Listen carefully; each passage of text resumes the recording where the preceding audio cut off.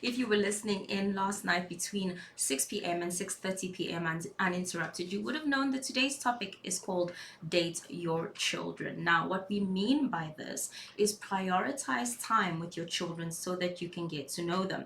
So we often hear mothers and fathers saying, "Oh, you're my child, I know you, and this is why you must behave like this." But the idea that because I've given birth to a child, I know a child is not exactly biblical or scriptural, because a child is not a blank canvas. When I was growing up, I would think, babies are just blank. They come in and we rear them up. We teach them the way in which they should go. But if you look in scripture, there's a balance between who God says these children are and you raising them accordingly. If we just take a look at Jesus, Samson, John the Baptist, and there are so many more, their mothers were given very clear instruction on who these children would be and even how they should be raised. So, yes, you train up a child and you know the way they should go by God, but they are also individuals, and you still, in a sense, you kind of need to meet them. Remember when Jesus said to Mary, "Hey, woman,"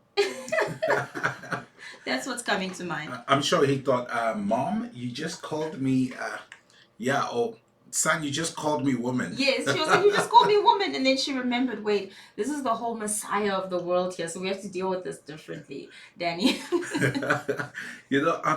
I like to watch how our relationships evolve with our children. They're very young, but the child who wasn't talking is not the same child who starts to talk, and as their personalities develop, somehow as a parent, you also have to adjust and realize that what worked yesterday will not work today or tomorrow. And if you just think telling them what to do the whole time is the only way to get things done, then you are mistaken as a parent, and the relationship with your child will take some strain. So you have to build a friendship with your children, but you are not your children's friend, okay? And what I mean by that is this: don't try to fit in with your child to a point where you can't discipline them, to a point where they can disrespect you, to a point where when we're looking from the outside, we no longer know who's the child and who's the parent. But at the same time, don't be such a tyrant that the child can't even have normal conversations with you. Now, with my two children, I've noticed we have a child who takes instruction. They just want to know what should they do and they'll do. And then my other child wants to understand why. So there's many questions. There is many questions. And the many questions are not from a place of disrespect. But once you explain to them why they need to do a thing, they catch it and they run with it. So we're basically trying to say, do we have time to get to know our children? Listen, adulting is hard. We got into date night, how you have to prioritize your husband and your wife. Now we're getting into getting to know your children and essentially making time and prioritizing them as well. To mercy me to not worship you.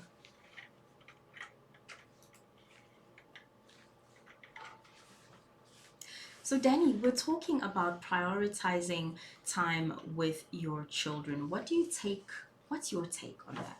So, one of the important things that I've learned personally, and I'm still young in the game, but having been in children's ministry and youth ministry, I've noticed that parents don't understand that you are teaching your children how to treat you.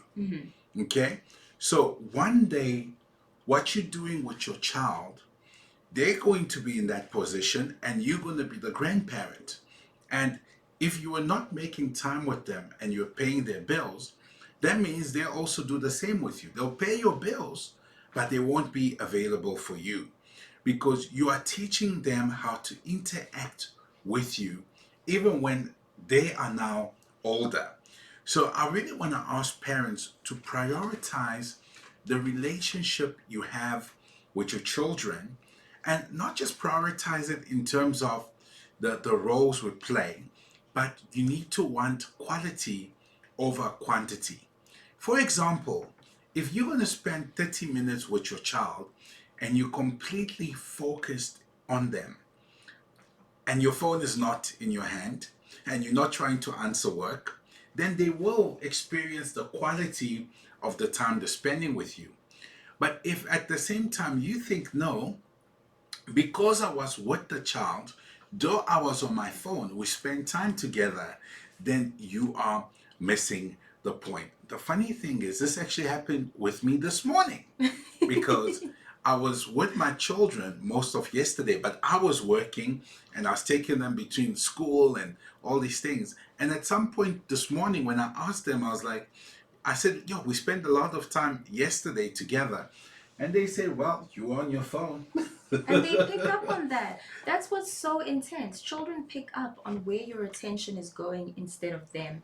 I do feel that I need to say this from a psychological standpoint. Yes. So many of us have got relationships that we just want to work, from our marriages to our siblings to our friendships, etc.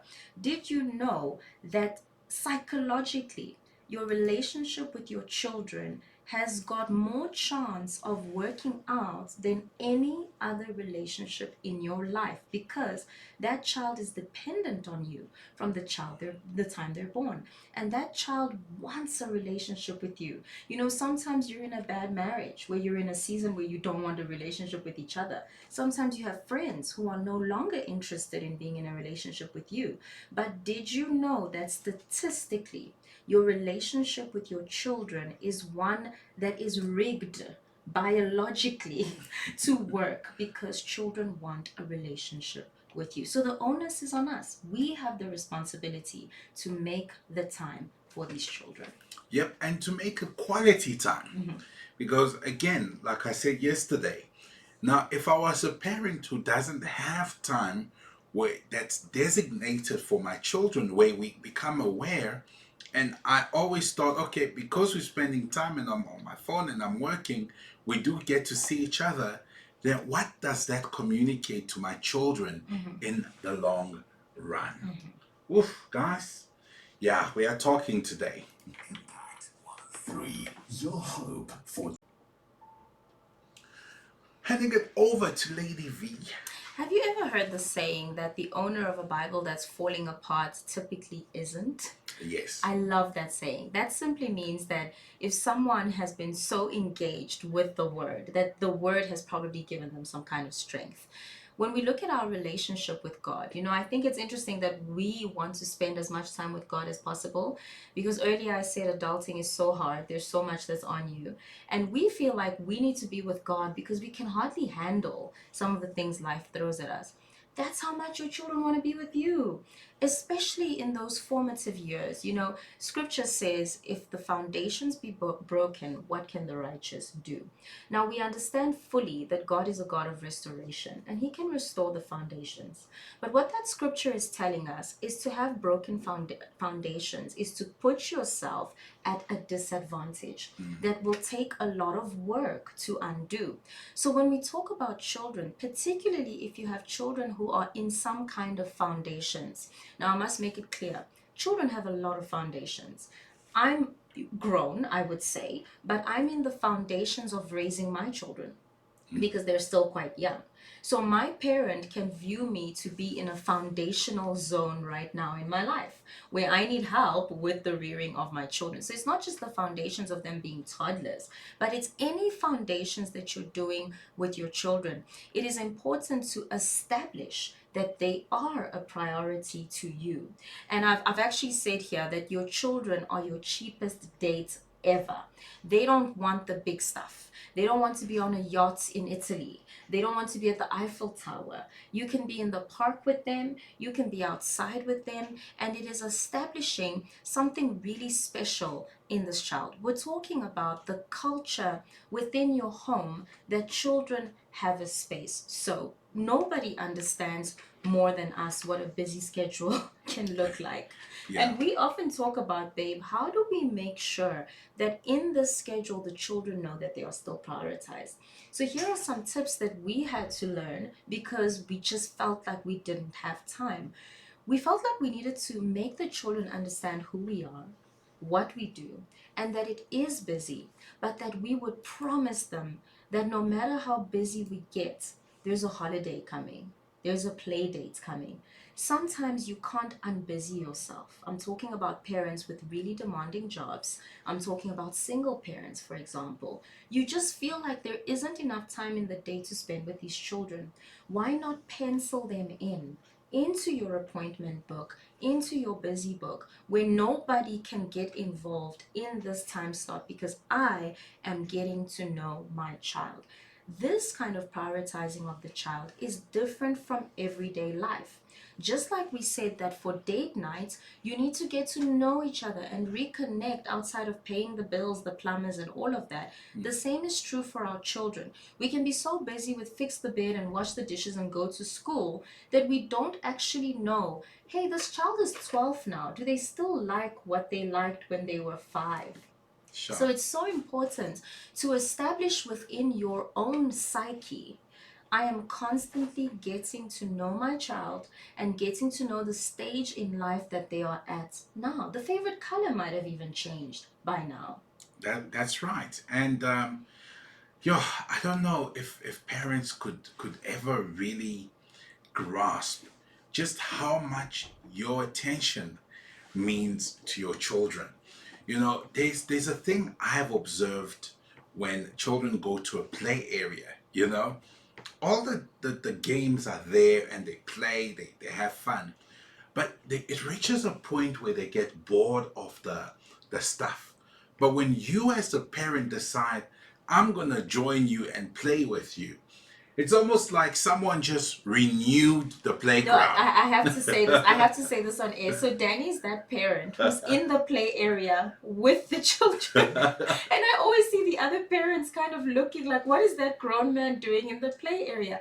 But I wish they could understand this is Danny's kind of promise to his kids that he will be the present parent in the play area. They'll even come look for me, you know, like, Daddy, aren't you just gonna join us for a little bit, you know?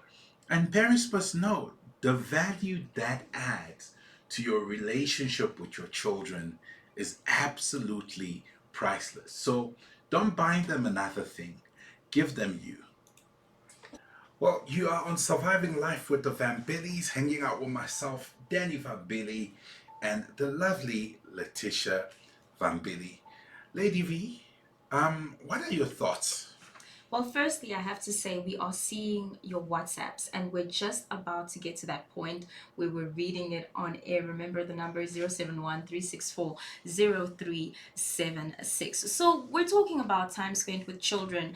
And my thought is do not confuse the fact that you pay bills for having a relationship with your children. You know, Danny, there's this joke that, I found myself cracking at recently where the children said to the parents that they never get them presents. And they said, Mom and Dad, why don't you ever get us presents? So the parents bought like bows and ribbons from the gift shop and they put a ribbon on the lights. They put a ribbon on the water.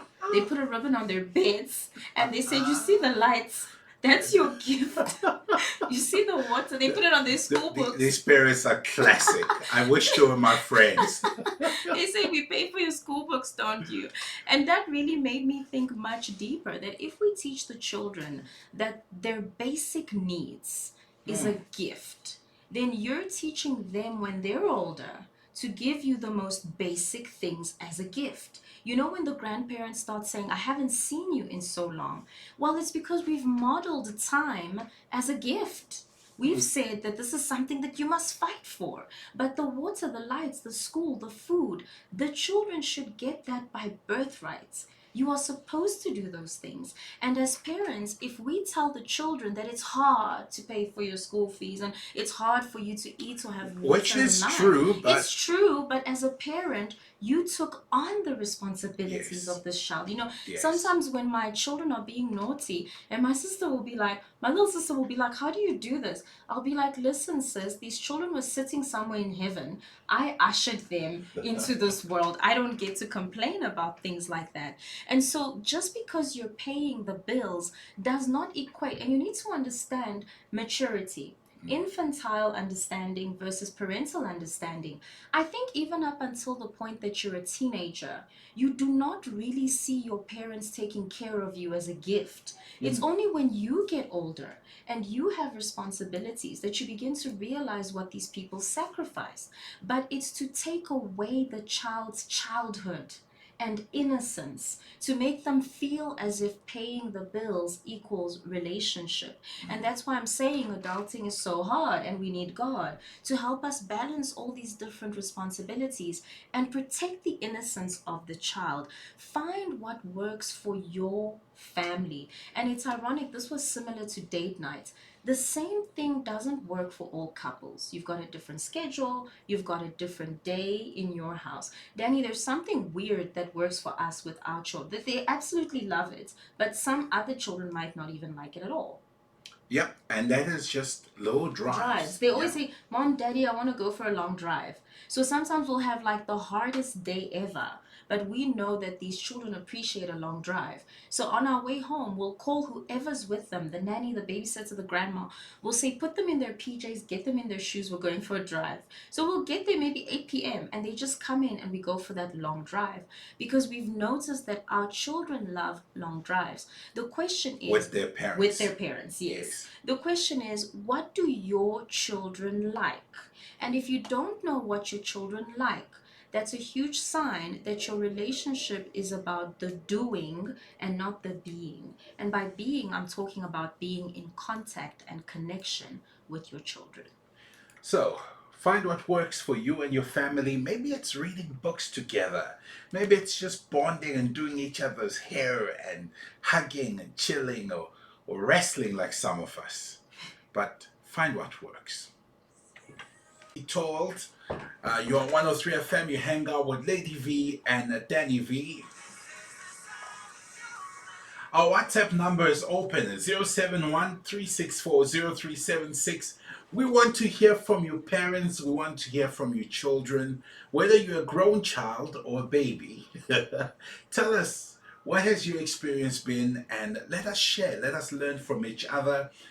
Surviving life is about us walking together. 071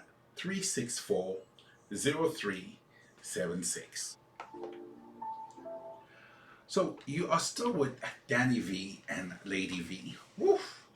And you guys have sent us quite a lot of lovely, lovely messages. Letitia, what's that first one saying over there? Well, it says, Good afternoon, Impact. Thank you for the great music and the teachings that we're receiving as we raise our kids. I can agree that they do change in what they love doing. What I got from my son, 15, he also likes what I like, which is, and there's a nice list here, we love it, making notes on my phone at church. He does it. He's a cell leader since I'm a cell leader for some time. He enjoys news. I watch news on TV. He enjoys playing games with me, Scrabble, 30 seconds, cards, etc., with me, and you can see the joy he has. He also enjoys me driving him and his friends to youth meetings. I still need to get it right with walking and training with him. He worries a lot about his weight. He says he has my genes because he's a little bit chubby and handsome. He loves it when I say I love him, and mommy taught him the words ditto. We really do need God to raise people. Thank you for the topic, and thank you for your message. Wow, we also have Andre who actually sent us the most interesting voice note. Hello, Danny and Letitia. Yeah, when it comes to dating your children, if you didn't grow up with your children, make sure you really get to know that they're growing up. Especially with a man who didn't grow up with his mother due to divorces, had custody by his father. And now the son is near 50. The mother ordered an ice cream on a cone and she licked it and all and wanted to offer it to her son. Please remember, your son is grown up and doesn't appreciate an ice cream that's been licked on somebody else's mouth. Andre, I hope that's not for your mother, eh? I absolutely love that. And that speaks to our relationship with God as well. At some point, we drink milk, and at another point, we eat meat. Yeah, someone else said, love the show, Danny, talking such truths. And then Yolanda, good morning. The Vambilis love your shows. Can you encourage Impact to place more of the recordings on the podcast? Yes, we've gotten them going up now. You guys keep your eyes on the podcast platform. You'll see more of the shows coming in. And thank you, Yolandi. We really appreciate your support. Just to go back quickly to something Andre said about the fact that your children are growing. There comes an age when you even have to admit your mistakes to your children. I think we come from them being so young and so little. We can get away with so much. But your children are growing up, and sometimes they see your mistakes. And their inability to apologize and speak to you when they're wrong can sometimes come from what we've modeled to them, as one of the messages showed us. Her son loves to model after her. They don't just model, like likes and dislikes, they also model character. If you apologize to your grown child when you're wrong, they are more likely to apologize to you too. Yep. So if you say my children don't apologize, uh-oh. Parent, you need to start apologizing too. Another one, Alice saying, hello, Lady V and Danny V. Humility for a parent to own up to the experience that their child is going through and to apologize. Melinda, thank you. I think a lot of us as parents are going to take a page from your book. Thank you. Letitia, what are we talking about? It's important to note, just as Melinda, you did so well showing us that we as parents will make mistakes. The same is true for our children. They will make mistakes. None of these conversations are ever about some kind of perfection, but it's instead to say that we just need God, whether we are needing Him in our marriages or needing Him in our parenting. God once gave me an analogy of a house. I was in my prayer time, and he and I were going through stuff, and I was just feeling like I'm not perfect. Like I keep getting this thing wrong. And the Lord gave me this beautiful analogy where He said, Letitia, if your child crashes your car, if our child, when they're 16, grab our car and crash it, and the police call us and they say, listen, Danny, I've got your son here and he's crashed your, I don't know, Ferrari. And as a parent, you're then given an option. They say, come and pick him up where we are, or they could say, what would you have us do? In that moment, you as the parent actually have control over what happens to the child. You could bail them out immediately, or you could tell the police, keep them there for a night so they learn their lesson. The point is, as long as the child grabbed your car and crashed your car, you have control of over what happens to that child. But let's take the same analogy, and the child goes and crashes the neighbor's car. So instead of waking up early to fetch your car, they break into the next door garage. They grab their, what's a really big car? I don't know, big cars, another Ferrari type car. Yeah. Those things. And they crash that. In that moment, you as that child's parent do not have as much jurisdiction with regards to what happens to them. They are now at the mercy of the owner of the other car. And the Lord was using this analogy to show me, Letitia, even if you fail, I need you to fail inside my house. Because if you fail inside my house, I have full control over what happens there. If we will be laughing about it at your 21st birthday, how you stole the car and crashed the car. But if you leave my presence and you crash somewhere else, my jurisdiction becomes limited. And the Lord was using this to show me that our children should know, and we should create an environment where they feel safe to fail. Because I think in these times of, I would want to say in these times, Danny, but the truth is, parents work too hard for children who fail. I'm going to explain what I mean. Sometimes, when you are working 3 jobs to make sure that this child goes to a good school, and they bring a report card that's unsatisfactory, our reaction in that moment can be more about the sacrifice that we're making for this child to even go where they go, and less about what the child is actually going through. Because unfortunately for us, life is such that no one is just failing because they want to. Most times people are failing because there's actually something going on. And creating an environment where the child can come and say, listen, mom, I crashed the Ferrari. because you can tell God, listen, God, I crashed the Ferrari. And the importance of constantly linking our relationship with God versus our own relationship with our children. It is never about condoning bad behavior, but it's about managing as a parent. Is my child going through something? And I hate to go here, but I have to because of some of the statistics in our country. There is a lot of assault and there is a lot of abuse with children and teenagers. Some of our children are silently failing because someone assaulted them, because something happened to them at school, something happened to them at the club, and they're too afraid to actually come to us and say, Mom, this happened to me. And when the children don't come and speak, we find out when it's almost too late, whatever that may look like. And so that's why we're encouraging, have a relationship with your child, the one that you want with God as well. We're still looking at your WhatsApp messages, and we've got one that's come in from Alice saying the parents are the role models to their children. Teach them to apologize every time and when they're wrong, and to each other, to love each other as well.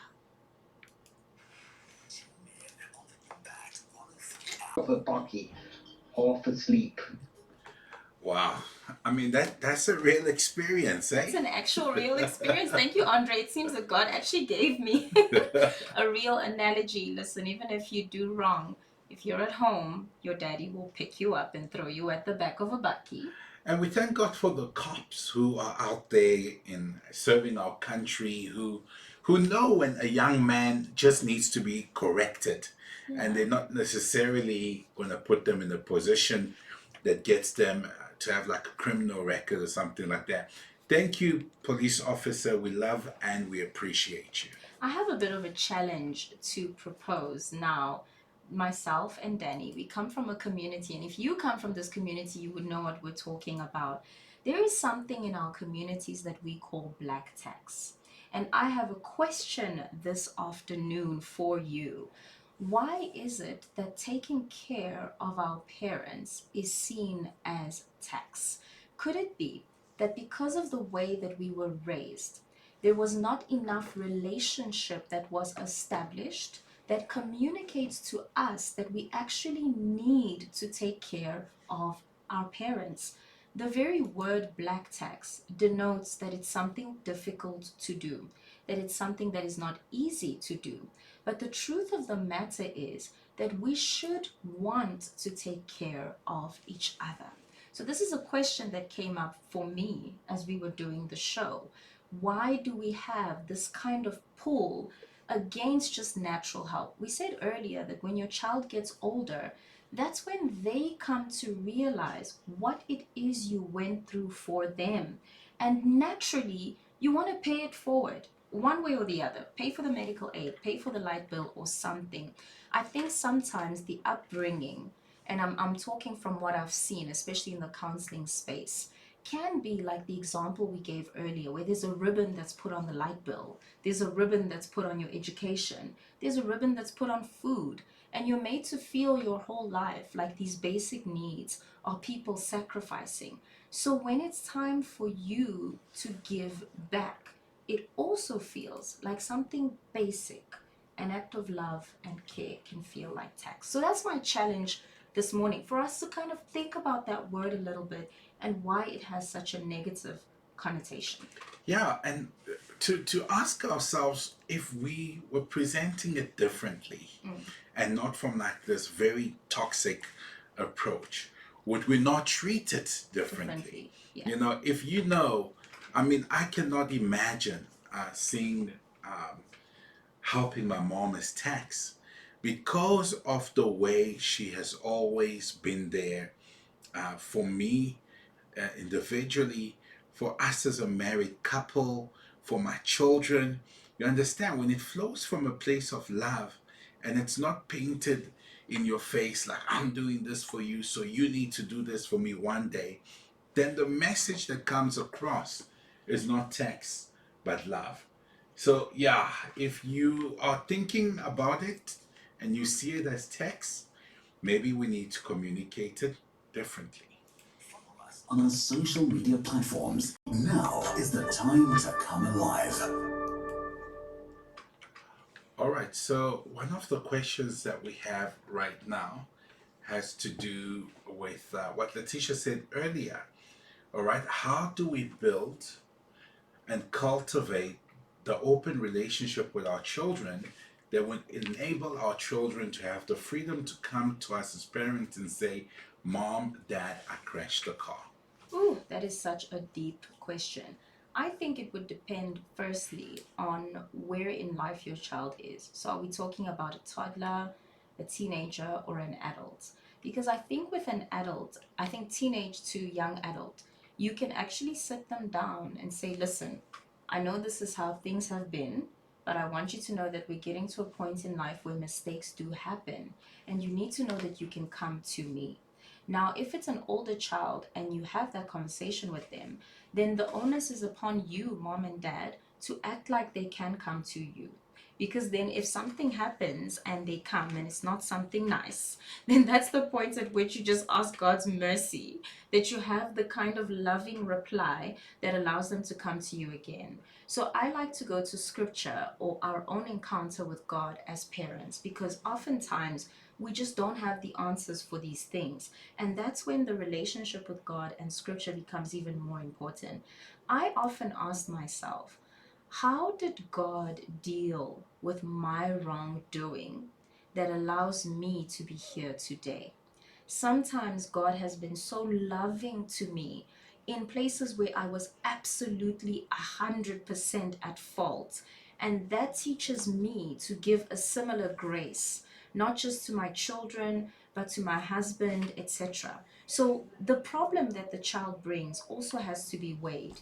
If it's not, if the child comes and says, Mom, I broke a glass, why are we screaming and shouting and acting like, oh, I see it there, you just said a teenager. Yes, a teenager can break a glass. So yesterday we talked about the fact that you can come to me if something is wrong. Tomorrow the child breaks a glass and they're grounded for 3 months. The punishment doesn't even fit that crime. So you start to show grace in the little things because a lot of our relationships are non-verbal and children pick up on that. She tells me I can come to her when I've done something really bad, but she's punishing But me when for I do breaking a come, glass. So how will she act if I come and say, Mama, someone's pregnant? yeah. Because these things do happen. I would say as parents, begin to model in the little things that there is grace. And then tell them that if a big thing happens, they can come to you. But the older they are, and that's why I asked the age, it's harder to lie to them. They actually want to see you be graceful, and then they'll feel safe to come and speak to you. Yeah, I think what you do consistently with your children teaches them what to expect from you. So, as parents, of course, we want to have a balance. You don't want an environment where, your child thinks they can get away with murder. But at the same time, you want an environment where things are treated differently. Some things, yes, they are bad and you're upset. Probably they broke something that you really love, but the way you handle it will also show the child, okay, mom and dad are fair. Yeah. Because one thing I've also noticed is when parents try to be too strict, that in the long run causes a different problem. So, know when to talk about it, know when to be kind, and also know when to be serious. Yet be fair, be loving in your approach because you never know what that child needs to share with you. But always have an open door policy with your children. You hang out with Daddy V and Lady V. Letitia, we are closing off the show. What was that last message that came in? We had a last message that was saying sometimes stuff is just stuff. Basically, Melinda was saying there's no point in crying over spilt milk. If it's broken, let it go. And I absolutely love that.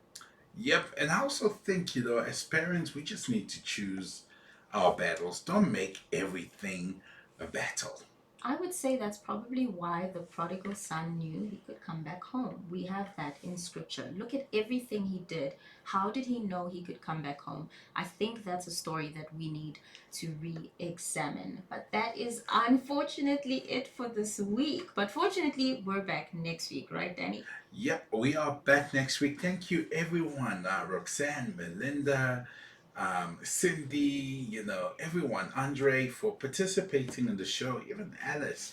Man, we love to hear from you, and we enjoying growing with you. Always remember to catch us on Tuesday at night, 6 p.m. to 6:30. Wednesdays, 11 till 1 p.m. And now you can also catch Letitia on Mondays from 11 to 1 p.m. Letitia, what do you actually have happening on your next show? On my next show, I've got an interview with a pastor who is also a survivor of a life in trauma. So you want to be there this Monday at 11 a.m. Yep, and then next week, what are we doing on this show at 11 p.m.? You do not want to miss this. The show title is called The Seed. For a seed to reach its full expression, it must completely disintegrate, and to the uneducated eye, it looks like it's complete destruction and the death of that seed.